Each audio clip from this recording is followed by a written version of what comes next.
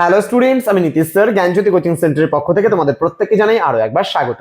তো তোমরা যারা বিভিন্ন স্কুলগুলোতে একাদশ শ্রেণীতে পড়াশোনা করছো, বাংলা তোমাদের কম্পালসারি সাবজেক্ট রয়েছে, তোমাদের এই বছর যে সাজেশনস রয়েছে সেই সাজেশনসগুলো আমি ধারাবাহিকভাবে তোমাদেরকে প্রোভাইড করছি।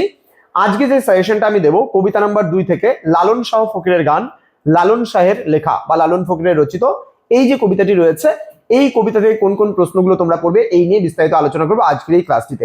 যারা এখনো পর্যন্ত আমাদের চ্যানেলটিকে সাবস্ক্রাইব করোনি তারা অবশ্যই চ্যানেলটিকে সাবস্ক্রাইব করে পাশে থাকা বেল আইকন অল প্রেস করে দেবে, যাতে নেক্সট টাইম থেকে কোনো ভিডিও আপলোড করলে তার নোটিফিকেশনটা তুমি সবার আগে পেতে পারো।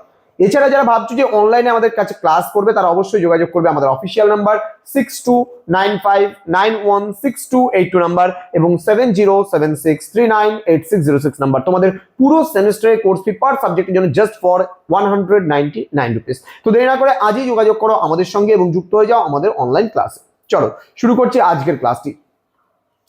প্রথম প্রশ্ন তোমাদের যেটা রয়েছে, মানুষ ভজলে সোনার মানুষ হবি, মন্তব্যটির তাৎপর্য বিশ্লেষণ করো। এটা কিন্তু 5 নম্বরের জন্য পড়বে, ঠিক আছে? খুব ভালো করে পড়বে এই কোশ্চেনটা, ঠিক আছে? মানুষ ভজলে সোনার মানুষ হবি, ঠিক আছে? মন্তব্যটির তাৎপর্য বিশ্লেষণ করো। পরবর্তী প্রশ্ন, লালন শাহ কে ছিলেন? পাঠ্য লালন গীতিকা অবলম্বনে মূল বিষয়টি আলোচনা করো। আমি আবার বলছি, লালন শাহ কে ছিলেন? পাঠ্য লালন গীতিকা অবলম্বনে মূল বিষয়টি ব্যাখ্যা করো, ঠিক আছে?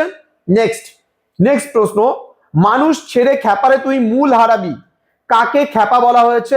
মূল হারানোর বিষয়টি ব্যাখ্যা করো। পরবর্তী প্রশ্ন, লালন শাহ ফকিরের গানে যে আধ্যাত্মবোধের প্রকাশ ঘটেছে তা নিজের ভাষায় আলোচনা করো। লাস্ট প্রশ্ন, লালন শাহ ফকিরের গানে লালনের যে কবি প্রতিভার প্রকাশ ঘটেছে তা নিজের ভাষায় লেখো। এই কয়েকটা প্রশ্ন পড়লে তোমাদের কিন্তু আর কোনো প্রশ্ন এখান থেকে পড়ার প্রয়োজন নেই। এর পরবর্তী যে ক্লাসটা তোমাদের জন্য আসতে চলেছে সেটা হচ্ছে কবিতা নাম্বার 3 জয় গোস্বামী রচিত নুন কবিতা থেকে আমি এর পরের দিন সাজেশন নিয়ে আলোচনা করব। তোমরা যারা ভাবছো পরবর্তী সাজেশন গুলো পেতে চাইছো তারা অবশ্যই চ্যানেলটিকে সাবস্ক্রাইব করে পাশে থাকা বেল আইকন অল প্রেস করে দেবে, যাতে নেক্সট টাইম থেকে কোনো ভিডিও আপলোড করলে তার নোটিফিকেশন তুমি সবার আগে পেতে পারো। দেখা হচ্ছে খুব তাড়াতাড়ি আরো একটা নতুন ক্লাস নিয়ে তোমাদের সঙ্গে। তোমরা প্রত্যেকেই ভালো থেকো, সুস্থ থেকো। Thank you so much, thanks for watching after all, thank you.